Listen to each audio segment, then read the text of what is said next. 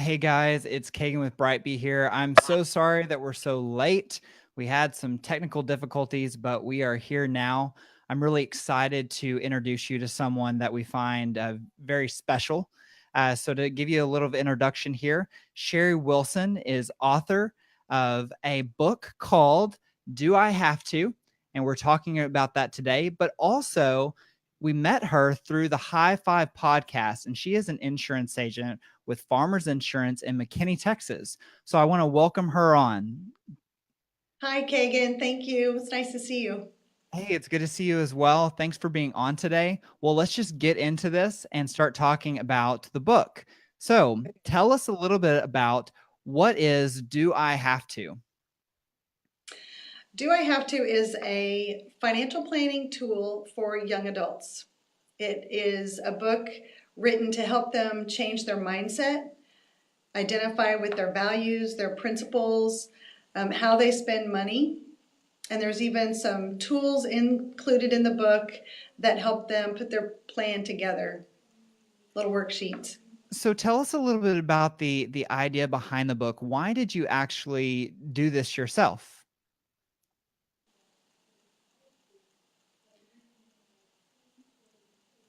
I think I lost your audio. Oh, can you hear me now?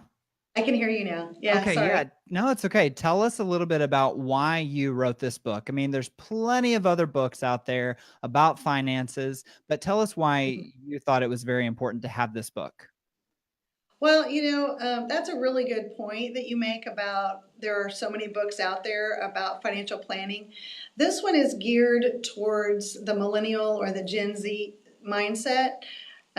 Kids who are coming out of college or even high school making a good amount of money that need to learn how to put that financial structure in place from the very beginning so that they can learn to spend wisely and stay out of debt.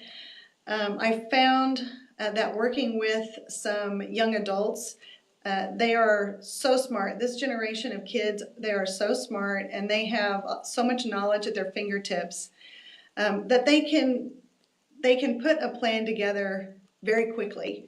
But one of the things that I think is important for them to realize is they have a wealth of experience in their own family members, in their mentors, people that they respect, that if they go back and have some conversations with them about what their successes were around money or even life experiences or failures, they can learn from it and save themselves some time and money while they're putting their plan together.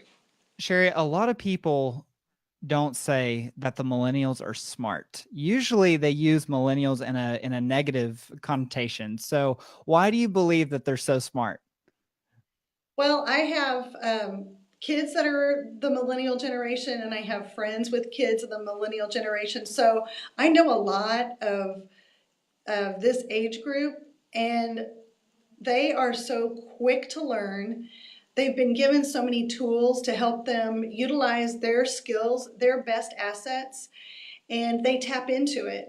When I was growing up and I was in college, we were kind of put into a path of general studies. Well, now they're fine tuning and pairing their best skills with how to educate them properly to use those skills. So it's a really great combination that these kids have. They're smart. They learn quickly.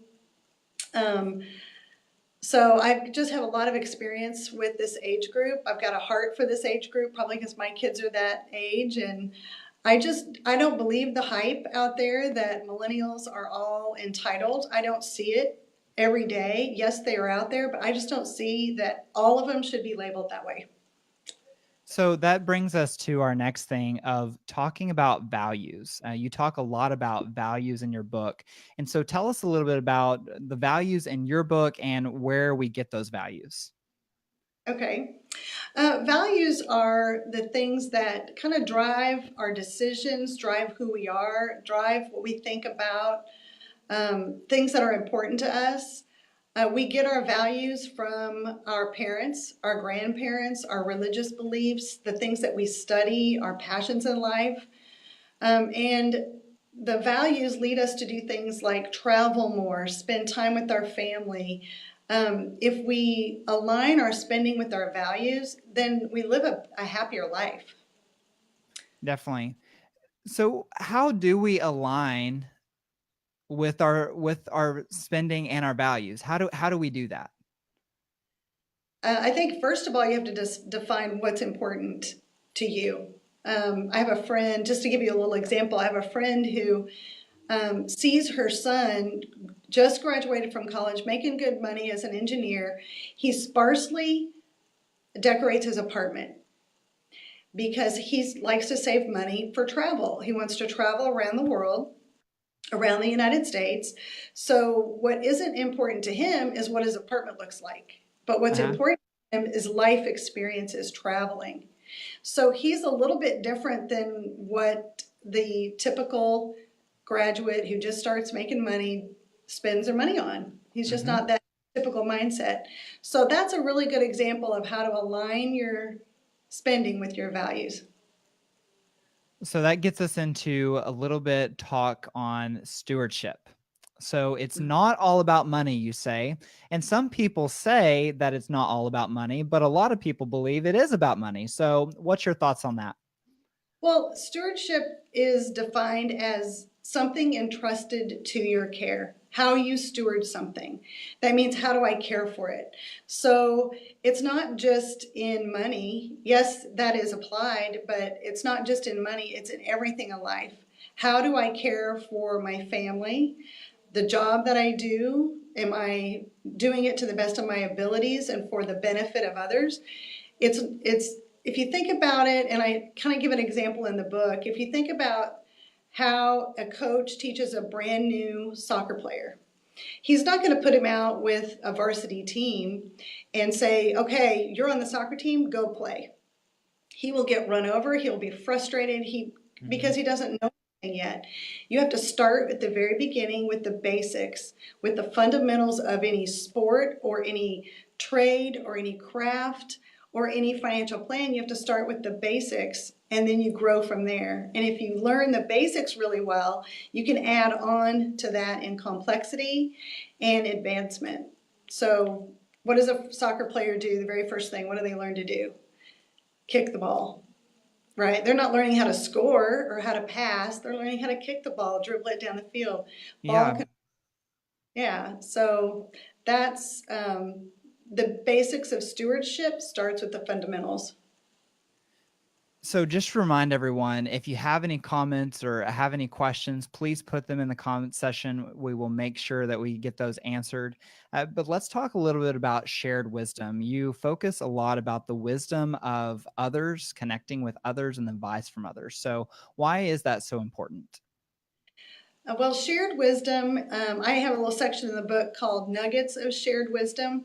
And this is something that I started doing a few years ago with my parents, with my mom and my dad, sitting with them and asking for their best pieces of advice that to save me, my kids, my next generation from time and money, ways that we can learn from their experiences. Just give me a couple of pieces of advice that you could share. And I started writing it down. So the first two that my dad gave me were one of the first ones was understand the value of compound interest.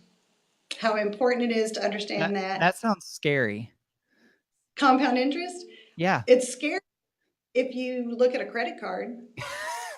Yeah, It's that's very right. exciting if you look at your 401k or your Yeah. IRA, your savings account. Yeah. So it works both ways. It works on credit and it works on your savings. So understand what that does for you, understanding compound interest, and the earlier you get started on something like that, the better. So what about setting goals? So all of this comes down to setting some goals and actually following through. So what are good short-term goals? What are good long-term goals? Okay, first you have to first sit down and decide what it is that you want. That's very And true. I guess you yeah, can't just get your goals before you sit down and decide, right? yeah, because some of them are going to take a little bit more time to achieve. So first sit down and write everything down. And then I think one of the another very important thing that the book helps people do is write everything down. If you just have things that you think about in your head and never write them down, the less likely you are to achieve those goals. So Definitely. for a successful financial plan. So I think the first point is write it down. Everything you want to do and just throw up on the paper. Just write everything down and then decide which are the most important that you want to do first. Prioritize them. Then once you look at the goals, you can decide how much will it cost for me to reach that goal? How much time will it take for me to reach that goal? Those are the things that help you with your timeline. That makes sense. So we do have a question from one of the viewers, and the question is this: what is the best way to guide a child who might not have the best habits into better habits without turning them off?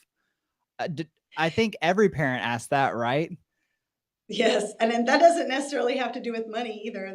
That could be in anything. You Yeah. know, I think one of the things that I learned probably later than I should have learned with my kids was to bring them into the conversation sooner and help them come to the decision by themselves. Give them choices. I think if I would have done that, I would have had less tension and I wouldn't have sent them going the opposite direction. I was kind of one of those kids that if you told me to do something, I would do the opposite because I Yeah. wanted to have power. Yeah. And so, I think if you give kids choices, then it guides them to make that decision. It empowers them and it gives them confidence in who they are. Yeah, that's great. So we have a personal question for you from Catherine, and she says, was there any struggles of actually getting a book published? What struggles did you go through? I think probably the first thing was where to start. And I went to a Christian Writers Conference, and one of the speakers said to get over that first hurdle was just to sit down and write. Don't try to edit, don't try to put it in a chapter, just sit down and write. So that was the first thing I did was tried to sit down and edit as I go. And that kind of gave me a block on how to structure the book. And I And would be after I went to thoroughly that depressed. uh, I would be thoroughly depressed if I continued to write and then edit and write and edit. So I would never get done with the book. yeah, and you know what? It was kind of dragging on a little bit. And so I'd put it down and I wouldn't touch it for a month or two. And then I realized, no, this is something I feel like I'm really led to do is write this book. So I went to that conference, and then when I got back from that, it spurred me into getting started and just threw up on the paper, if that makes Yeah. sense. Just Yeah. wrote. Mm-hmm. So we have another question. If you're okay with more questions, another question we have is, do you have any practical advice to help me come up with a way to keep my budget up to date? I never seem to keep it up. I think we have so much at our fingertips that it's easy just to look at your bank account and kind of do everything as you go. But if you have a separate place and time, like set an appointment or a date every month to sit down and look at your monthly spending plan. I don't like to use the word budget. It sounds so constrictive, but I like spending plan. So if you sit down once a month and look at everything that you have ahead of you to spend money on that month and make a plan every month from the first day you get your paycheck, sit down and make that plan and make an appointment and prioritize it, then you'll have a better luck keeping up. Yeah, I definitely like that. And I think my wife would really appreciate me saying spending plan versus budget, because honestly, I think that she thinks I'm harping on her way too much when I talk about the budget. That's another mindset shift that I had to make because when I looked at a budget, I was like, look at what I can't spend my money on. When I decided to start looking at it as a spending plan, it became, oh, look where I get to spend my money. Look what I Yeah. get to do. Yeah. So That's really it's interesting. totally I different. like it. Definitely. So tell us a little bit about how can we set up our own financial plan? Okay. How do we do that? Well, the first thing is the very first thing you start with is kind of like a snapshot or a financial picture.